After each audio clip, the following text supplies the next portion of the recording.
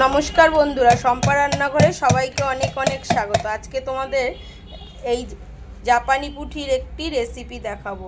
জাপানি পুঁঠিটা দেখো ভালোভাবে এখানে ধুয়ে নিয়েছি পরিষ্কার করে।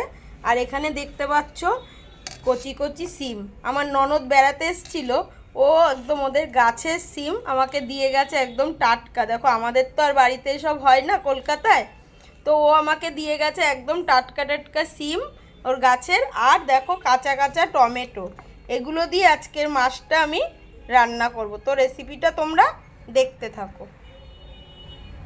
দেখো রেসিপিটি করব আমি কাঁচা মশলায় এখানে নিয়ে নিয়েছি পরিমাণ মতো কাঁচা লঙ্কা বাটা আর স্বাদ মতো নুন। আমি এবার সবজিগুলো সব মাছ একসাথে দিয়ে দিচ্ছি। দিয়ে দেবো পরিমাণ মতো হলুদ গুঁড়ো, কাঁচা সর্ষের তেল পরিমাণ মতো।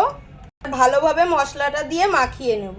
দেখো মশলার সাথে পুরো মাছটা সব মাখানো হয়ে গেছে, আর অল্প পরিমাণ জল দিয়ে দিয়েছি। এবার আমি বসিয়ে দেবো গ্যাসে, দিয়ে ঢাকা দিয়ে দিচ্ছি। দেখো গ্যাসে বসিয়ে দিয়েছি আর আমি এবার ঢেকে দিচ্ছি। দেখো ফুটে উঠেছে একদম কি সুন্দর করে। এবার আমি গ্যাসের আগুনটা মিডিয়াম করে দিচ্ছি, আস্তে আস্তে এটা সিদ্ধ হবে। দেখো মাছগুলো একটু এপিট উপিট উল্টে দেবো আস্তে আস্তে এরকম করে,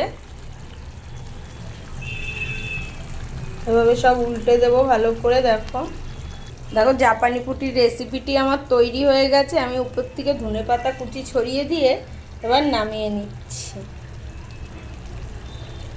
দেখো জাপানি পুঁটি মাছের রেসিপিটি আমি নামিয়ে নিয়েছি। তো ভিডিওটা অবশ্যই তোমরা দেখো আর রেসিপিটা ট্রাই করে খেয়ে দেখো, বাড়িতে অসাধারণ লাগবে খেতে। তো এখনকার মতো এতটুকু, আসবো আবার অন্য কোনো ভিডিও নিয়ে অন্য কোনো সময়। আমার চ্যানেলের নতুন বন্ধু হয়ে থাকলে আমার চ্যানেলটিকে সাবস্ক্রাইব করে পাশে থেকো।